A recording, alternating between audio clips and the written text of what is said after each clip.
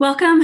Today we are gathered every Friday. We come live on Shreem Brzee official YouTube to bring you some timely information and ways that you can utilize Shreem Brzee in a new and exciting way in your life. We pick Fridays because it's a particular power time that is for the goddess. It's for Shreem Brzee. This month just shifted. It's called the Tamil or Vedic month, and it's when the sun moves. And we're going to talk a little bit today about why this month is important, how it affects your Shreem Brzee practice, what you can do, and we're going to talk a little bit about the rituals that can go along with power times to make your practice even more potent. So today I have with me Priest Prem Raja. He's coming to us live from Mauritius. So we thank you for joining us today. Thank you for having me here. All right. So we're going to just have an open conversation in this setting here, and folks post your questions because we're going to answer them as much as we possibly can. First, starting out asking Prem Raj, what is the significance of this month coming, and how does it relate to the goddess and us really making the most of this time? We have different calendars in India. So Indian calendar system has the movement of the sun, the movement of the moon, the movement of even Jupiter. Bharihaspatiyam is a very unique and a special calendar that we have in the northeastern part of India. And so we have 6 different calendars. And so within them, the most famous one and the most easiest one to calculate is the solar calendar, the movement of the sun. So this movement of sun is calculated throughout the year, and we have a very unique and a very different set of specific events, like the solstice has a different name, etc., etc. We have a very different and a very unique calendar. And so the Tamil people practice the solar calendar, like the Telugu people practice the lunar calendar. And so, there are different communities who practice different calendars. The Tamil calendar, the common calendar, is the solar calendar, in which, months are usually the Tamil months begin, or we call it the Vedic month. They begin mid-English month, like from mid-September to mid-October is the special month of Puratashi. The Tamil month is Puratashi, but, we give the name of the Rashi itself, like the sign, like Virgo. Virgo is given as the name of the month. So Kanya Masam is what we call it. And so we have this very unique calendar, and this is the 6th month. Puratashi is mainly dedicated to Shriman Narayana, Shri Mahavishnu, and especially to a very unique form of his. It is believed that Lord Balaji, or Venkatachalapati, the Lord of the Tirupati Hills, he descended upon earth during this time, is what is the scriptures of Tirumala Tirupati mention, that it is during this month. And so the whole month of Puratashi is very special, and they have their Utsavam. It is like a huge grand ceremony to Tirumala Tirupati, Venkatachalapati. So that happens this month. And the funny thing is that we commonly they have their own calendar. Again, they have a lunar calendar, and they practice their ceremonies differently. So, we align the rituals at home, depending upon the rituals that happen with the temple. It's a beautiful, beautiful culture. So a short answer would be, how are we connected to goddess? How is this month more special to the goddess? Not directly. I wouldn't say that directly this month is dedicated to the goddess, like Adi month. Like Adi was directly to the goddess. This month is special for Lakshmi because it is special to Mahavishnu. So Mahalakshmi and Mahalakshmi and Mahavishnu are inseparable. And so they are not supposed to be worshipped separately, for throughout this month and for many other rituals as well. So this month is special for both Lakshmi and Narayana. And so I don't want to give a lot of astrological details and confuse people, but Yeah. the Kanasa is the Virgo, and the planet of that house is Mercury, and Mercury is overlord. Even in the Vedic chants, we propitiate Lord Mahavishnu and Lord Narayana. Like both, Mahavishnu is the both overlords of the Buddha planet Mercury. So it's I don't want to give a lot of details, but it is very, very, very special to Lord Mahavishnu and Mahalakshmi at the same time. Perfect. Yes. That'll do. And I understand Kanya, and Dr. Pillai talks about Kanya Kumari, the prepubescent, the virgin goddess who's purity. And so we have a lot of that energy that is available to us now too, correct? Yes.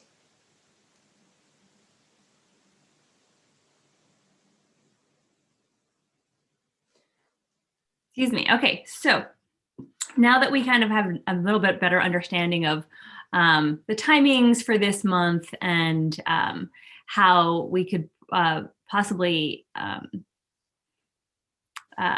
really use this, and I want to talk a little bit about ceremonies and rituals.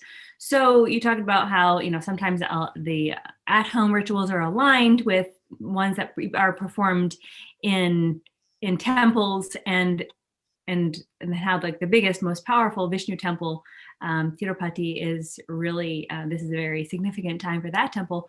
I know that we also celebrate Vishnu Saturdays during this month. Is that correct? Yes. And can you just tell us why Saturday? It is believed, again, we have many ceremonies that are based on, majority of the ceremonies are based on Puranas. Puranas are, mythologies.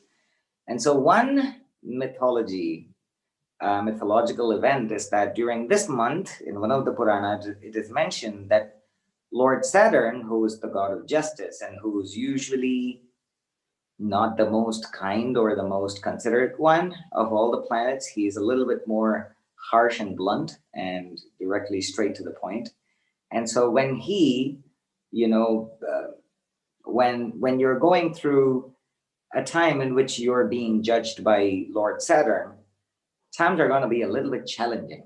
And so people usually panic and think it is bad and negative. It isn't. People just need to be more careful and aware, to give that sense of awareness and to give that sense of, it's a time in which you can remodify your life and to have a lot of clarity about who you are as a person and what your responsibilities are and what your role in the society is and how you can live a happy life, And so it's a beautiful time. So during this month, it is believed that due to various reasons, Lord Shani's powers are, he's a little bit more considerate, or he's a little bit more, I don't want to use the word powerless. It is not that he's powerless, but it is believed that he doesn't give that many challenges to people as he does in other months. And so people usually propitiate Lord Saturn during this time.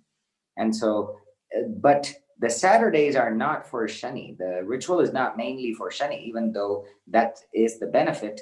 The Puratasi Saturdays are, it's a cultural practice that again dates back to the mythologies. And so people make a specific lamp made out of specific ingredients. And so we call it the Mavilakku. So that is offered, that is lit at home. So people perform an extensive ritual at their houses on Saturdays to Mahavishnu.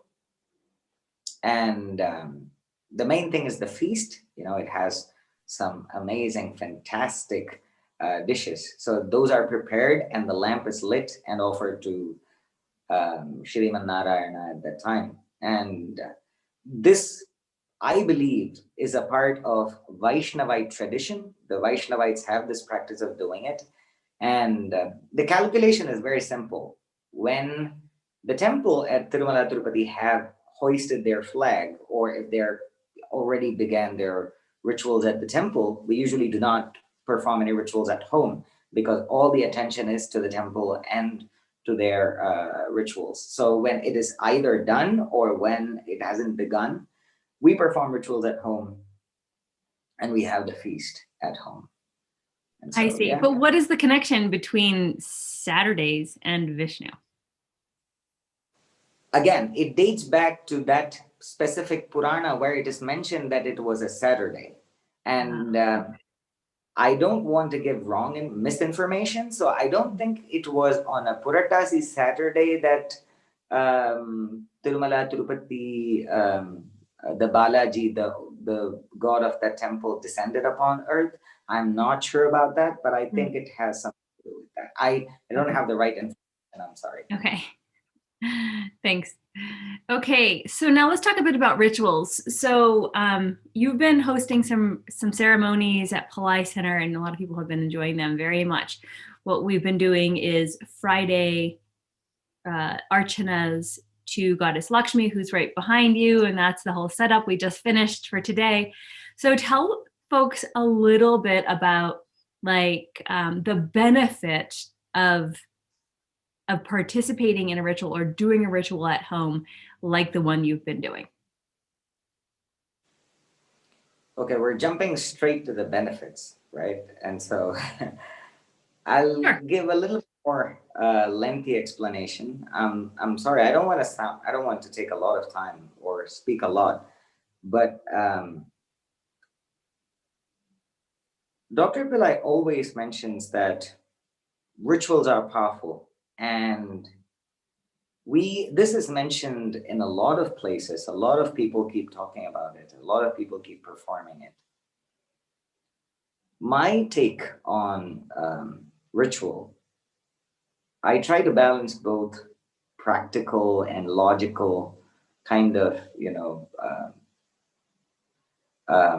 a view, a perspective over those, and along with personal belief. Now, people who have the desire, or who are a part of the culture in which rituals are performed very commonly and very often, I think this is going to be a very new way of trying to understand or trying to practice their culture. For people who do not practice rituals, who do not have, majority of the participants do not have it in their culture. So people who are from the Hindu culture or who have been practicing the Hindu culture, they would be very aware that, okay, a ritual is this, and we will get the blessings of the goddess, and that will help us move forward or move ahead in our lives. So that is basically understood. And so people are there just to, enjoy, or the right word is to celebrate, to participate and to celebrate and to be a part of the ritual. For people who don't have it as a part of their culture, what are the practical benefits? One, I would say, is discipline. Two is awareness. The third benefit that I would suggest is for you to have a completely different perspective. And fourth, I would like to move on further into the spiritual benefits. The rituals are of a completely different dimension. I believe that idol worship and all of that is the first stage in spirituality. The second stage of when you move further or when you move ahead in spirituality, then you begin performing rituals.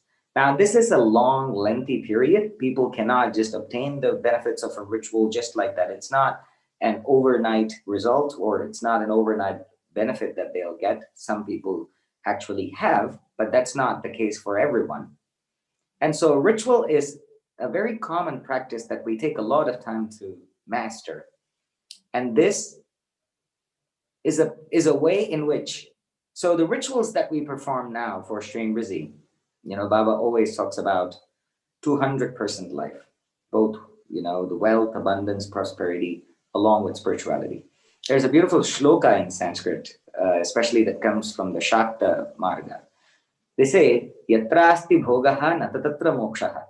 Wherever there is happiness or worldly desires and, the acceptance of worldly desires and happiness, people think that, oh my God, I'm not going to get liberated. I'm going to feel stuck.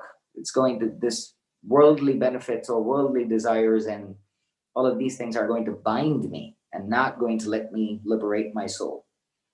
And then it is believed that yatrasti mokshaha nachatatra bhogaha. They mentioned that, okay, wherever people are trying to liberate their soul, then they're said, okay, don't eat these, or, don't focus on money. Material is bad. Materialistic desires are bad, etc., etc. And then it is mentioned that, Shri Sundari Pranata Padukana, like people who worship the goddess, Bhogascha mokshascha karastha eva.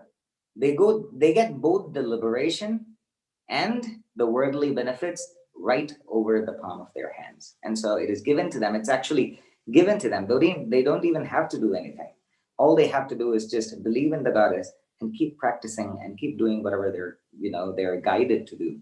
And that gives them both the blessings. It is worldly benefits are not an obstacle for you to liberate, for your soul to, move into liberation. Is the teaching from the goddess worship. And so that's what we've been trying to do. And to understand the goddess. The goddess is in the subtle form of a sound. And that's why the mantra, Shreem Brzee mantra, is worldly, is known all over the globe, and it's giving a lot of amazing results and amazing benefits to people because, people without knowing this, the sound itself is the goddess. You understand the sound as a goddess. So there are different ways for you to, I don't have the right English word for this, but there are different approaches for you to accept or to feel or to embrace goddess. One is through idol worship. You please your senses, and then you practice or you embrace your spirituality through that. The second one is the beautiful one, the second stage, that is through rituals, in which sounds are more important, in which concentration is more important, and so all of these things are more important. So so rituals, I believe, are very superior to many other practices. Rituals, on all kinds of rituals, like Archana, Puja, Homa, all of these things. And so these are a very superior way to not just realize or to not just embrace the divine beings, but also a very powerful way for you to receive a lot of the benefits. I'm not going to use the word fast. You're not going to get it fast, but this discipline is an assured way for you to succeed in both your spiritual and if you're consistent. If you're consistent. Yeah. And so that's what we've learned from Dr. Pillai as well. And you mentioned Dr. Pillai says rituals are more important than even meditation.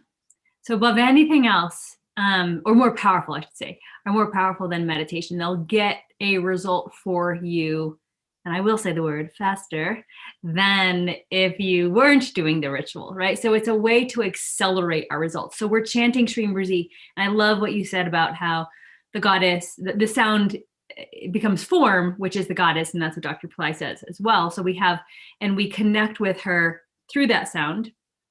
Also love what you said in terms of how the people who worship the goddess or honor the goddess receive her blessings in the palm of their hands. And that's what we're aiming for here, right? With our Shreem Brzee practice, and with adding to our practice now some rituals, which will increase the benefit and accelerate what we may have as results. So just to kind of break it down for everyone, how I'm interpreting it is that we have our Shreem Brzee practice. We are chanting, we are writing, we're listening to it, all the things that we've said for everyone to be doing on a regular basis with Shreem Brzee. Then that is giving us a glimpse into the goddess, which at that point we're probably not, maybe a new person maybe isn't even having a connection with the form of Shreem Brzee, which is Lakshmi is the goddess, and that's okay. Continue on that path. And then the next stage could be what you mentioned, idol worship, having a statue, having a yantra, something in three-dimensional form, something that we can touch, that satisfies the senses. Now that this form or this sound is now becoming form that we can hold, and that is becoming the statue. And you have that statue behind you, and many of us have the littler 3-inch versions of Shreem Brzee Lakshmi.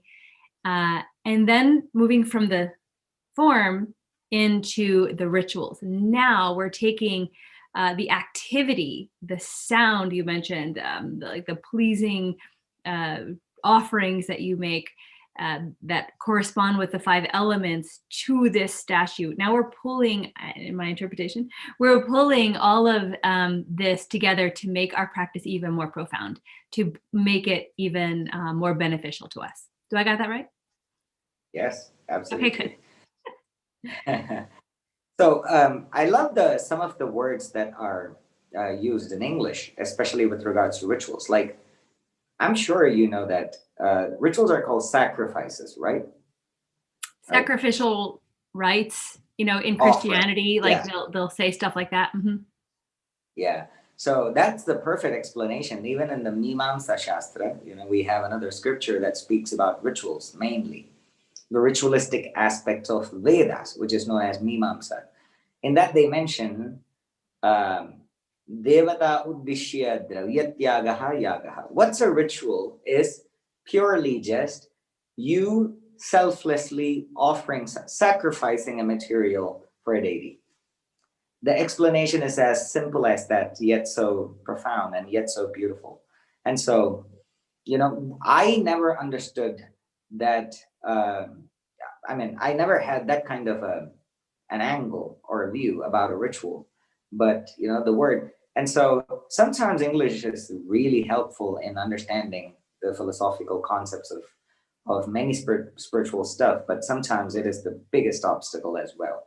But yes, so rituals are of a very superior kind, and they consist of many things. Like, I can go on and talk about how rituals have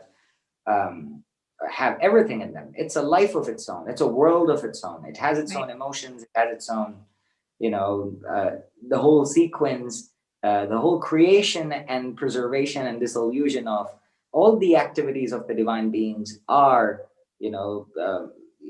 beautifully just distributed throughout a ritual. So there are 1,000 things to talk about rituals. So in a nutshell, rituals are of a very superior kind. And I think the pandemic has given us a completely different view upon life as well. And so instead of, the God himself, or, the divine being itself is pushing us into a new dimension where, it's not about the materials. It's not about, what is true, what is real is all, an illusion. We get to see that the world is an illusion. We have a new dimension now. And so we're living in new times and life is completely new. So rituals, I think, are a boon at this time. Yeah. And have been, I think even medically, I've performed rituals to help people relax. And, that I have chanted for people to get some rest, for them to go off to have a peaceful sleep, because people have been under great agitation and anxiety that they couldn't even sleep well. So, yeah. And so rituals are fantastic, are truly divine's boon at this period of time. 100%. And I think people are tapping more into God consciousness and everything that we can to elevate the consciousness in our spirit. And Dr. Pillai just made a video recently about how God is so important in this particular time. And it's nothing new for him. He's been talking about this forever. But in terms of right now, during this pandemic, our connection to God is so much more important because it's our literal lifeline.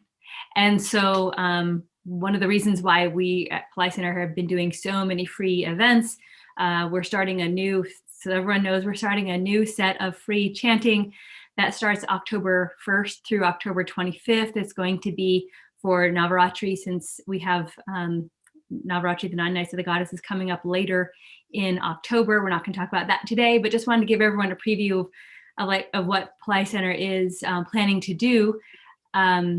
So you have that. And then during the 9 nights of the goddess, there will be an immense celebration.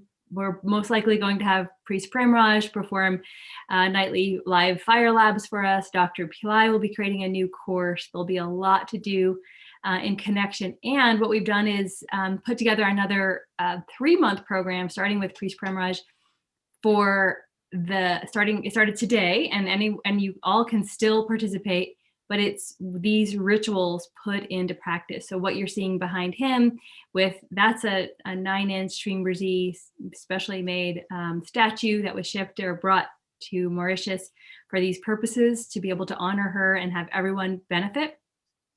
So Premraj is doing those rituals every Friday during Venus Hora, his time. So it's a double power time. So remember, we talked about how the energy, and then again this month with Lakshmi as the special a special opportunity to be honoring her. So we have that going for us. So now that becomes a triple power time. We also then have during these this program with Premraj is fire labs, full moon live interactive fire labs that you can participate in. So if anyone's interested in joining that, you can. The link is below this video. And we have some really great testimonials. In fact, Veronica's on right now saying how special those rituals have been. And so that's why we're putting these together, folks. It's take your Shreem Brzee practice, pull it into a group so that you have more synergy, more energy that then contributes to what it is you're doing. So your practice is even more powerful with the group energy. Then do it during power time, several different layers of power times, Fridays, Venus Hora, during the month of Kanya, on full moons, and then these special rituals that Dr. Pillai has told us to do. When we do this Archana, when Premraj does the Archana, he takes the 5 elements and makes offerings to the goddess. And we've talked a little bit about this in the past, but Premraj, do you want to tell us any more about this? We'll do a whole separate video on fire labs, because I know we can talk a lot about that. So we'll wait on that. But anything more, tell us a little bit more about the specific offerings that are made during an Archana and why that's powerful. And just quickly, like, what does it do to activate the senses? Is it, bringing fulfillment, and briefly what the significance is of each of them? Very quickly. All right. I keep this very short. Again, to give an overview of an Archana, consists of Sankalpa and then invocation of Mahalakshmi. And for those who don't know what a Sankalpa is? Sankalpa is the anointing, mentioning what the prayers are, where we are, who are we, what's our identity, and what our prayers are. Mm-hmm. And so we mention all the details of the ritual. That's going to be the cause, of this action of ours. And so the cause. Mm-hmm. Yes, and so we'll mention all of that in the Sankalpa. Sankalpa literally translates to auspicious thoughts, kalpanam meaning thoughts. Sankalpa is just, taking an oath. It's more like taking an oath. It's the, a literal understanding of that procedure. So taking an oath in front of the goddess, saying that, I, at this time, for this purpose, am performing this ritual, and will spend the next minute or an hour completely aware and completely focused to the goddess and to the goddess alone. So we take that oath, and then we begin the ritual. And the ritual consists of, I don't know how to keep this short now. Okay, so the goddess is seated on a beautiful lotus. And so rituals to the lotus, to the asanam of the goddess, is performed first. And then to the petals, the goddess is seated on an 8-petal lotus, and every petal has a goddess. And so we worship all the goddesses upon the petals, and then on top of that, the goddess herself. And so to her, as you mentioned, there are many offerings that are done, but mainly the 5 elemental ones. Prithvivyatma gandham, akashatmaka pushpam. And so Prithvivyatmaka gandham, one that represents earth, is going to be sandalwood powder or sandalwood paste that is offered. Akashatmakam, representing ether, is going to be flowers. We offer flowers to her. Representing air is going to be incense. Representing fire, okay, we're going to call it fire, but it's actually not. But yeah, representing fire is going to be light. And then Prithvi, Apu, Tejo, Vayu, Akasham. And so representing water is going to be the food material, usually edible items that we have here, fruits or rice or whatever it is. And so that'll be, so these are the 5 elemental things. But, you know, so there are many other offerings that are being done. And then we do the Kunkumarchana. So Kunkumarchana is offering red vermilion powder to the goddess while chanting her 108 names. And these 108 names that we choose for Shreem Brzee Mahalakshmi is a very common one, yet people don't realize how powerful it is. It was revealed by Lord Shiva himself. And so it was revealed by Lord Shiva to Parvati to bless the people and to tell them that, you know, which is the, you know, 108 names of which deity is the one that is truly beneficial to people on a bigger scale, and for them to receive things very fast. And so that is this 108 names of Mahalakshmi. Parameshwara, Lord Shiva himself reveals this, and this Archana is done while offering red vermilion powder, kumkumam, which again is purely divine and auspicious. And so that is done, and then we do the chanting of the Maha Mantra as well. Shreem Brzee Mantra while offering red vermilion powder, that happens. And then we concluded with a very grand light offering to the goddess. And a lot of the things happen behind the scene, you know, that is because, you know, some of the things are supposed to be, some of the offerings done to the goddess are supposed to be behind the camera. And so, you know, I just let people listen to the mantra and meditate while I perform the offerings off screen to the goddess. And then in the end, the grand light offering is offered, and the goddess, you know, just showers her grace upon people. Yeah, that's my favorite part. When the light is shown and it feels like this beautiful culmination.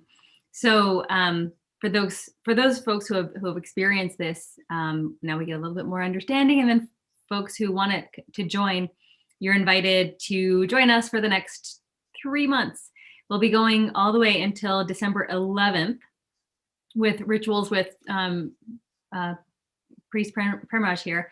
And the reason they're also so special with him is because you get to engage, right? Like we get to watch it live together. He speaks in English to be able to explain what's happening. He tells us exactly how to hold our hand during the Sankalpa, guides us through, you know, knocking on the forehead and pranayama in the beginning. So it's a fully guided experience. You can just be totally participating at home as if you were at a temple, or he was right before you. So that's what makes it really special. And we thank technology to bring us together in this particular way, and Dr. Pillai for making and helping us understand how important these rituals are, how important it is to do it during power times, and to give us Shreem Brzee, which is what Dr. Pillai has blessed the world with. So we get these immense blessings. So we're really excited to be able to offer this. Just looking at my calendar, we really went through, wanted to give you 3 full months of participation. So if you're interested, we hope that you'll join us. We've reduced the price by half of what it should be in order to help people take this as something that they can do. So now I'd like to go to some Q&A here on our session. Please post your questions and we'll ask them to our priest.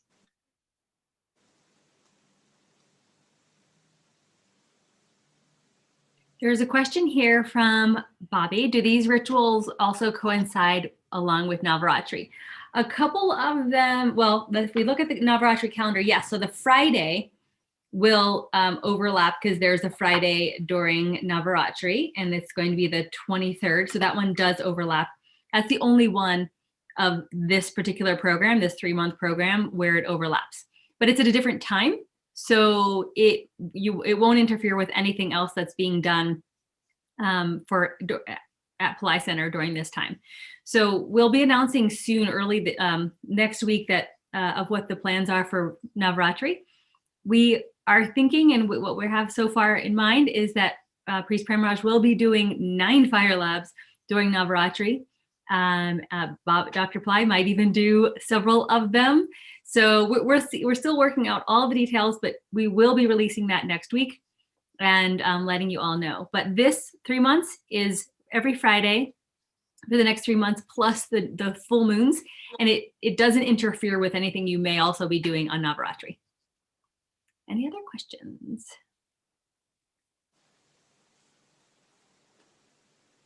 Veronica, thank you. Veronica says, I highly recommend joining the Wealth Activation Power Time events. The Friday pujas are amazing.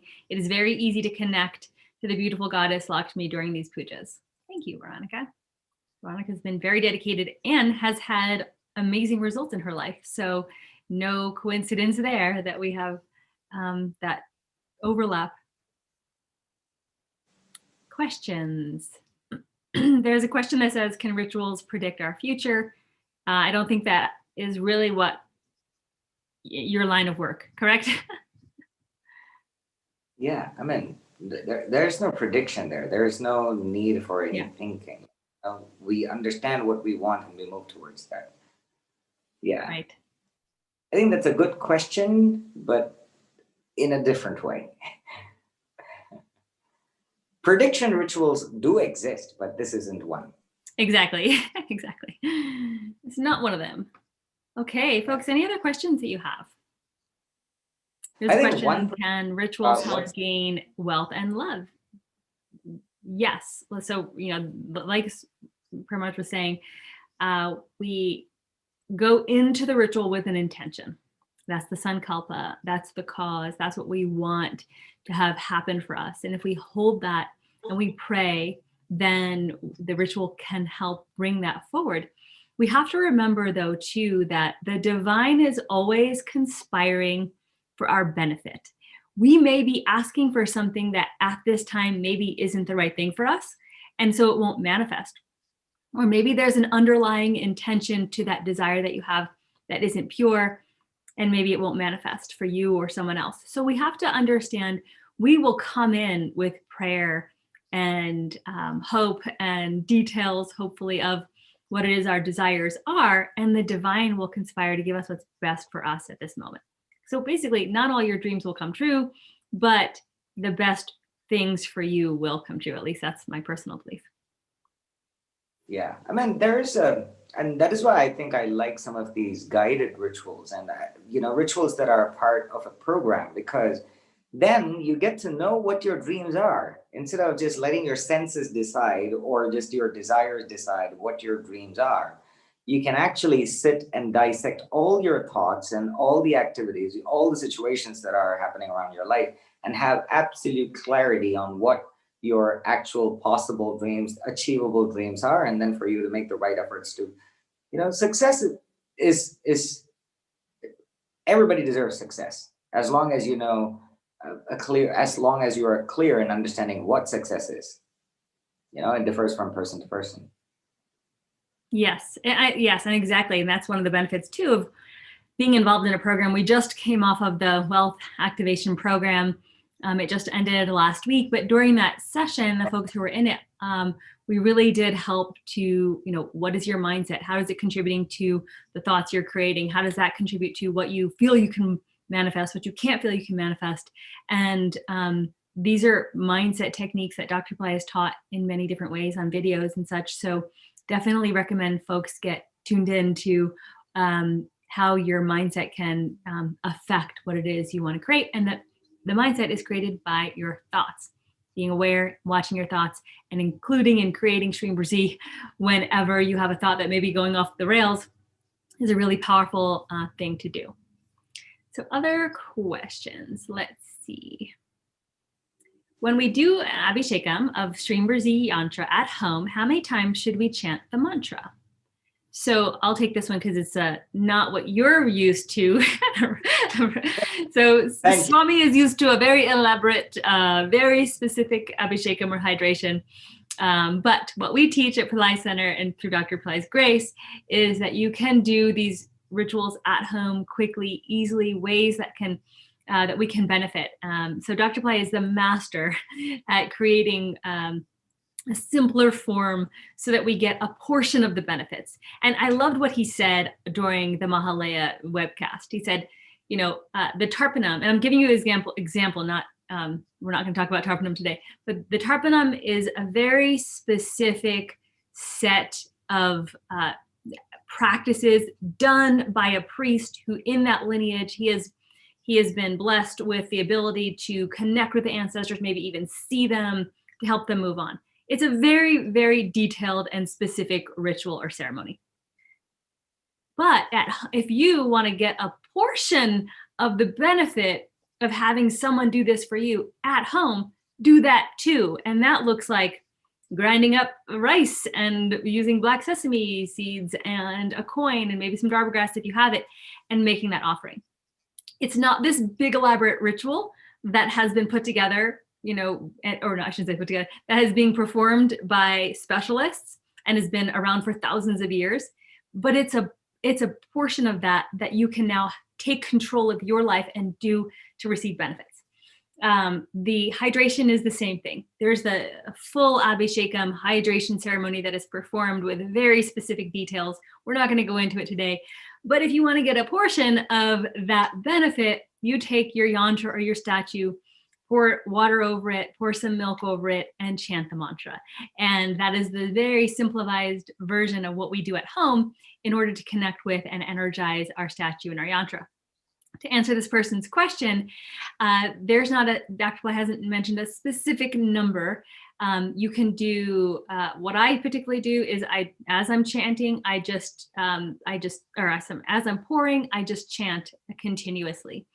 You can count on your mala. You can do it 108 times. You can do it 9 times, 27 times. Typically any iteration of 9 is what you could do, or you can just continually chant for a period of time. Swami's face is going all over. He's like, I can't believe you're telling them that. 27 times of a mala? No, 27 mantras. Oh my God, thank goodness. So take your mala, mala. You can go around it once, which is 108 times. If you, let's say, don't have time for that, but if you're chanting Shreem Brzee, it's really simple to do 108 times. If you want to do it faster, you can do it 9 times, 27 times, 54 times, which is the mantra itself, not around the mala. Got it? Okay. Perfect. Okay. All right, folks. Other questions? Let me take a look. Yeah. One answer I think this question was asked somewhere else. I think somebody asked me, what makes an individual ritual different from a group ritual or something? Mm-hmm. And this morning I just performed an individual fire lab. I'm not going to go on to a lot of details about that, but what makes an individual ritual really unique and very exclusive is that we take the Shreem Brzee mantra and then we add the person's name and their birth star and their prayers within the mantra and offer it into the fire. That's what takes a lot of time. Like today morning's ritual was, usually we suggest 45 minutes to an hour's time, but today morning it took an hour and a half.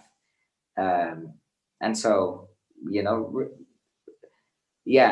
so this thing is, an individual ritual for Shreem Brzee, how we've been doing is that we do this for 108 times.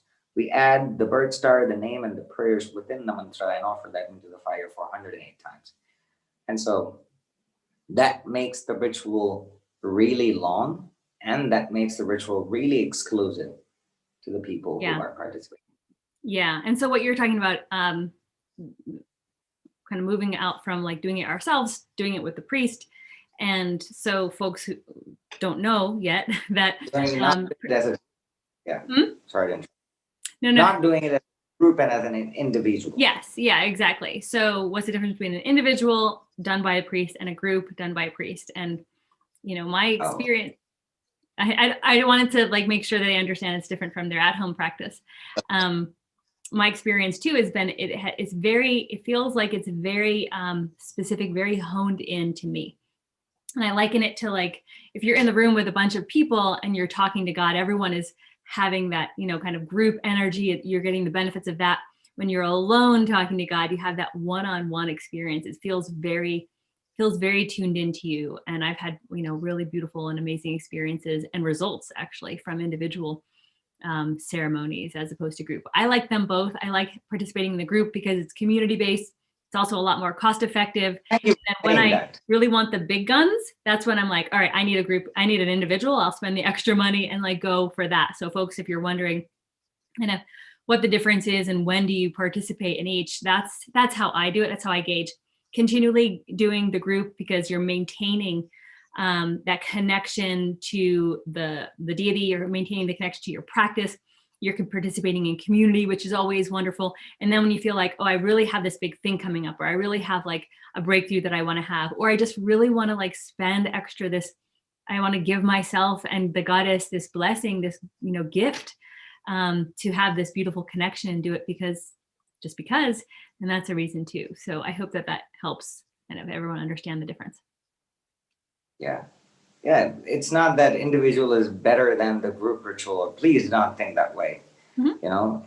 They are both the same, yet this one is, very exclusive. And this is something that I can do just with individual people. I cannot do this in a group home. I cannot chant like Right. 200 names or like 315 names, do this. It's going to take a lot of time. And so, yes. So there's a question about astrology. Sorry, Harish, we're not going to get into that because we're technically not astrologers, but that would be a really good question for, let's say, an AstroVed group. Let's see, what else? But just the question would do. I'd like to know the question. The question is, on September 23rd, Rahu, Ketu changed their positions. They remain in these new positions until 2022. What does this signify? I feel like that's not appropriate for our call right now. That's a big question. I mean, our big answer. Yeah. Depending upon the placement of the moon in your chart, results differ. And it's very unique. Everybody goes through a very specific change. And so, yes. Here's a question. Everardo is asking, how does one unclutch the mind to manifest instantaneous? The rituals bring less taught and more aspirations. What would unclutching do? There's no punctuation there, so I just read it as I saw it. Do you understand that, or do you want me to have him I absolutely. Sorry. What's that? Clutch. I did not understand the question. Okay. How does one unclutch the mind to manifest instantaneously? The rituals bring less teaching and more aspiration. What would unclutching the mind help with? Do you want me to give a go? Okay. So it's probably a translation thing too, because unclutching, like letting go of, we get super attached, or the mind is continually on probably some negative conversation, some negative narrative that we have in our mind.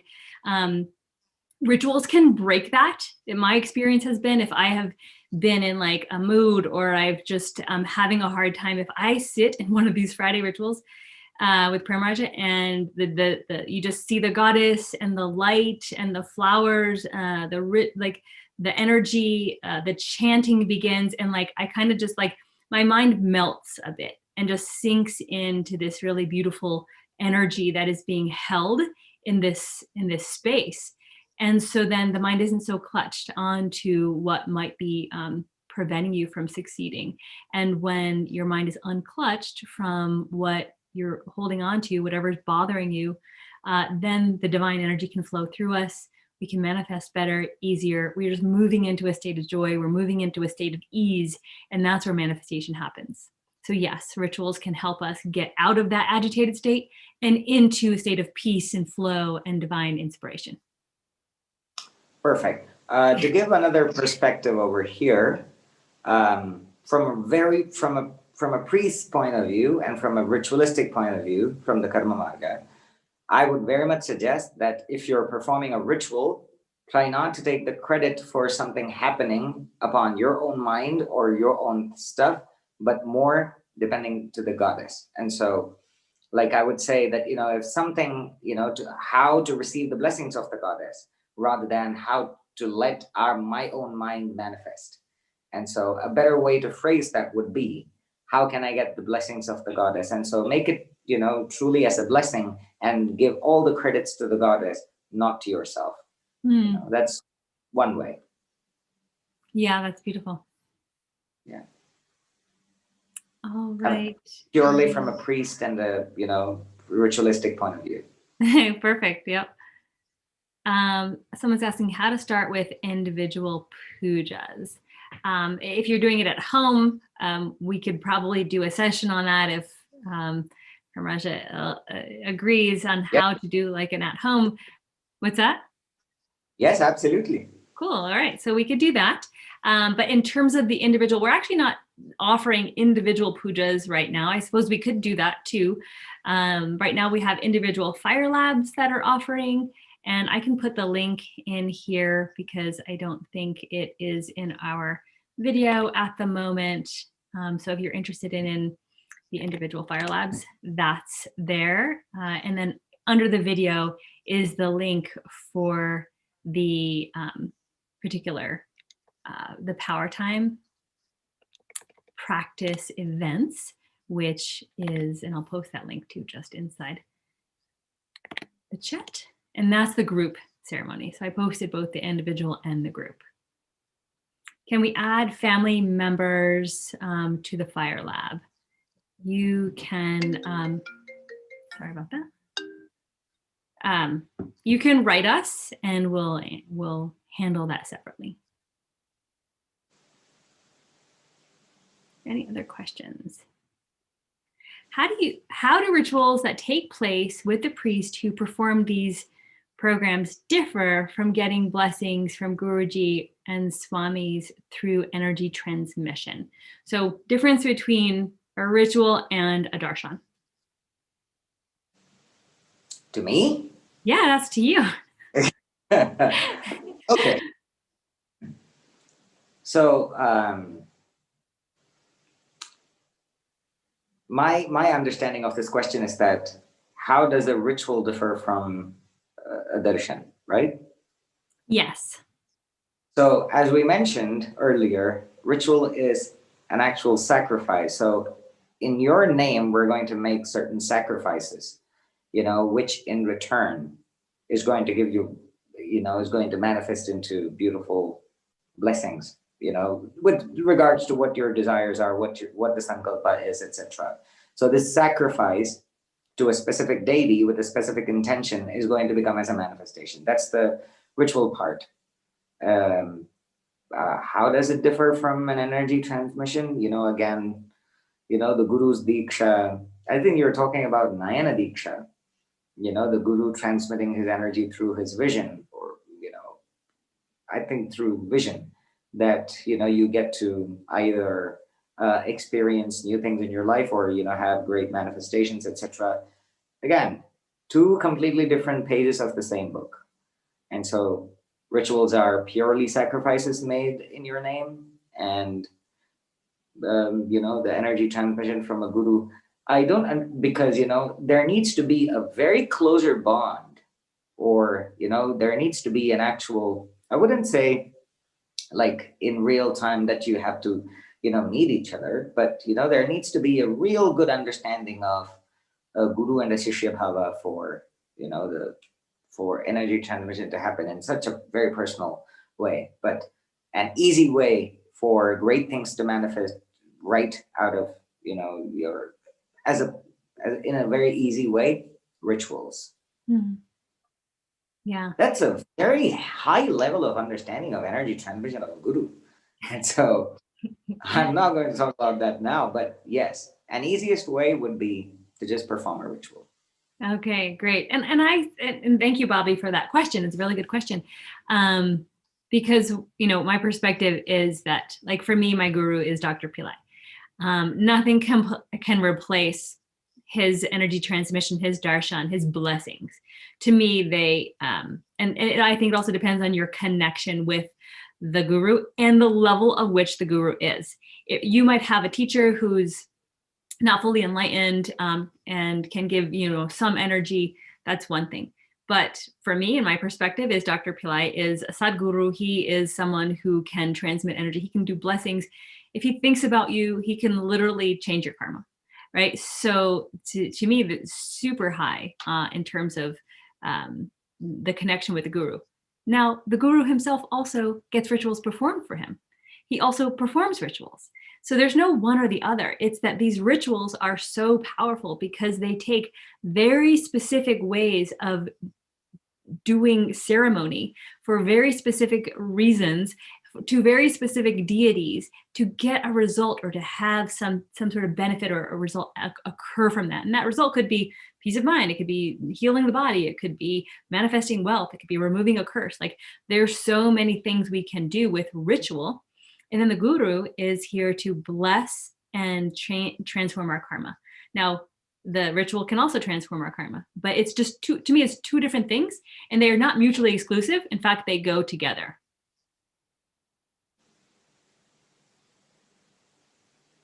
Is it appropriate to order rituals for young children? Absolutely. In fact, recently Dr. Pillai reviewed a naughty reading from somebody who is in one of the higher level programs, and that person had issues that their children was foreseeing that the children would have longevity problems, foreseeing that some problems may happen. And he definitely recommended that rituals should be performed for these children to protect them. So by all means, you can order rituals for your children. You can perform rituals for your children. It's fine. Swami, do you have anything to it? Yeah. I mean, the child has to be minimum of 1 year old. Like to an infant, we do not perform rituals.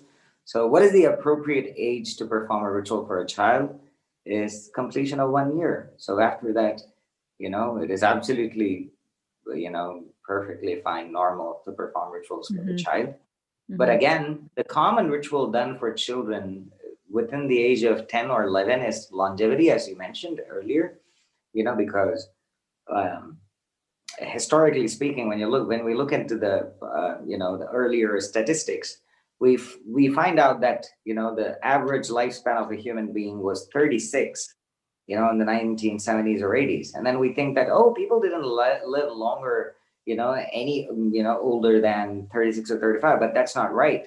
Like people, there were children, who couldn't, because of all the diseases.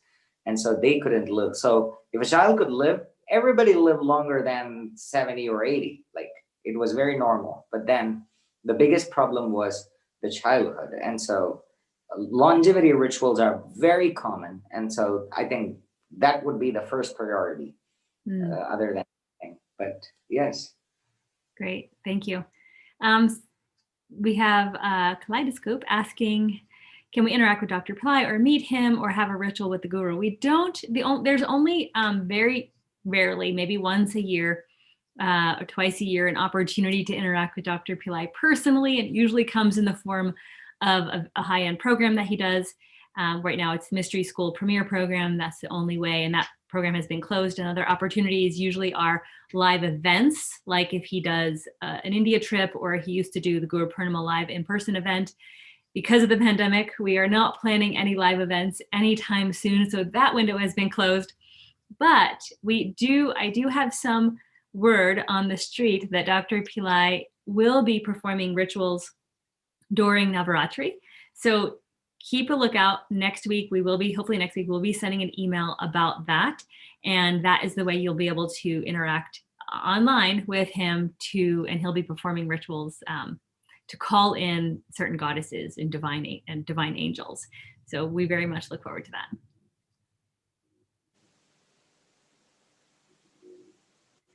Is there a ritual to find a relationship? Will Shreem Brzee program assist with this? Swami can answer that. In terms of Shreem Brzee can give you, and Dr. Pillai has talked about, that Shreem means everything that sustains life. All life-sustaining, pleasurable things, anything that would be possible to have in life and that would feel good. Brzee removes negativity, removes scarcity, and creates abundance. So does relationship fall into that category? Yes, it can. It's a life-sustaining, helpful positive, potentially positive aspect of our life. But it's not the specialty of Shreem Brzee. The specialty of Shreem Brzee is more prosperity, but also abundance of all kinds. So yes and no, Shreem Brzee can help with this. There's another mantra that Dr. Pillai has given, and it's Kleem, K-L-E-E-M, which is what Dr. Pillai said is specific for wanting to manifest a relationship. Now, in terms of rituals that can be performed to create relationship, I'll turn it over to Priest Paramash. Again, that was beautifully mentioned that, Shreem Brzee doesn't have, it's not specialized for relationship. Beautifully mentioned. I think a better word would be priority. Like the first priority, the utmost priority is given to abundance and prosperity with Shreem Brzee. But because of Venus and because of many other aspects of the ritual, relationship is possible. And that's why, the Mahalakshmi is of abundance and auspiciousness. So it would come in any other way, like, wealth, health, relationship, everything can be enhanced in your life through rituals. So that's a very common thing that we have. And with regards to finding a relationship, I think, have a practice of doing a very, please go through your horoscope, please go through your birth chart. And so after that is done, I think you need to go through, a sadhana, a 48 days or 30 days of certain deity with a certain mantra and all of those things. So it's a pretty involved, it sounds like it's a pretty involved ritual or set of rituals for relationships. Or you can do a Parvati, like Kleem, Homa, something like that. Mm-hmm. Now, I also want to mention that Dr. Pillai has said that it's not ideal to try to attract a certain person in your life. Like, I want him or her, and then do rituals for that. That's a no-no. Remember how I talked about before, letting the divine decide what's best for you? Sometimes we think we know what's best for us, and it's not always the case. We may have an intention, like, I want to buy this particular house, or I want to marry that particular man. But maybe that's not the best house or the best man for me, and I don't know that. But I'm asking the divine, and the divine. We have to always trust, and we have to not be attached to the house or the man or the woman, and end our prayer with, please give me or bless me with whatever's best for me and all involved. Please bless me with whatever is best for me and all involved. We do not want to impose our will on other people or situations because we think we know what's right. Because inherently we're limited as humans with human brains, and we're trusting the divine, the gods, the goddesses, the angels to give what is best for us. And we really, really have to surrender to that. Otherwise, you might, will your way through life trying to get what you want, and then it could end up being a wreckage. So very important point. Objective-based prayers, not depending upon a subject. Yeah. Great. I like the way that. No subject involved. All right. We're going to wrap it up. Last questions. Someone's asking for Nadi reading. Yeah, I think if you just go to PillaiCenter.com, if you go to the search and read search for Nadi, N-A-D-I, you will find it there. And they're really, really, they're really amazing. Recommend that for you.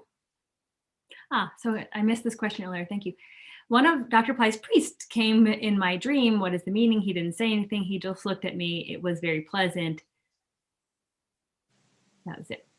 So typically when people come in your dream, and if it's pleasant, then you just take it as a blessing and, let it. Great things ahead. Great manifestation coming your way.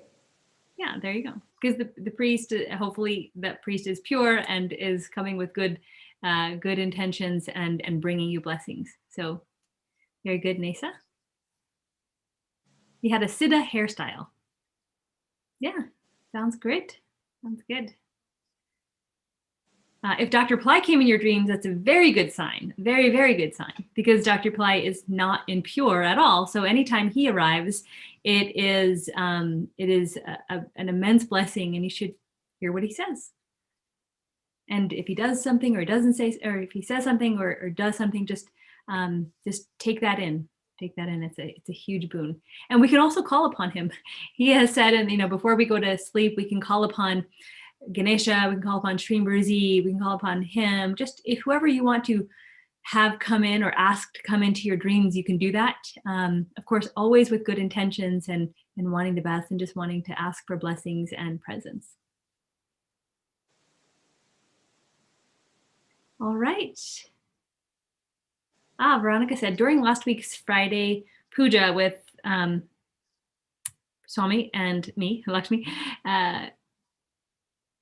came through and showered a vision. Okay, let me read this again. During last week's puja with us, came through, showered me with a vision of a wedding and said she is sending me perfect husband. The funny thing is I'm not thinking about getting married.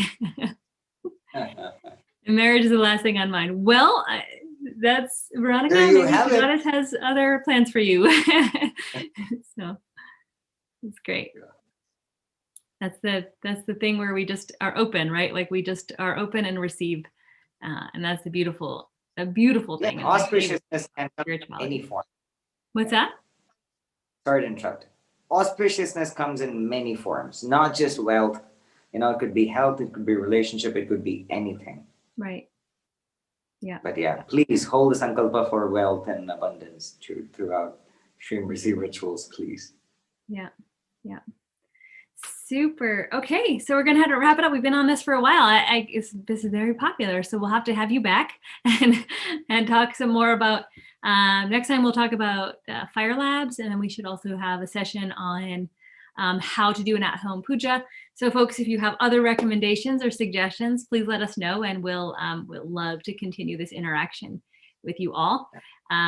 In the link below, there's also a survey for you to fill out in regards to Navaratri, 9 Nights of the Goddess, coming up in October. We want to know what you want to know about.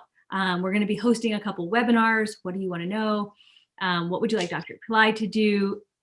Click into the survey, just answer a few questions, let us know. This way we get to tailor it around your desires. So we're really wanting to create that interaction. We are going to plan to have some daily chanting that starts October 1st. So stay tuned for that as well. And then if you want to join the rituals with Premaraja, link is below. We hope to see you there. There's still 12 weeks and 3 of Friday pujas and 3 full moon fire labs to engage in. And then also the Navaratri, or 9 Nights of the Goddess rituals that are not performed by Premaraj, but performed by the other priests in India, where some you'll see, some you won't. The link is also below. So rituals, very powerful time to be doing the engaging in them and connecting with Shreem Brzee and all the goddesses. So thank you again, Priest Premaraj, for your time. I know it's getting very late for you. It's been fun, and thank you all for joining as well.